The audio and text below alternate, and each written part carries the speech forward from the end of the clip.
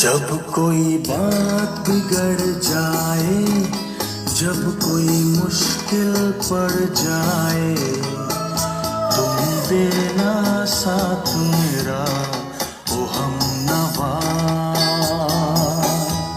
आपने हमनवाज बोला?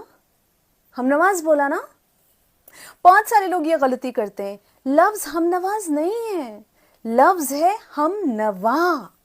हम नवा कहते हैं दोस्त को, कंपेनियन को, पार्टनर को, जिससे हमारी सोच मिलती है।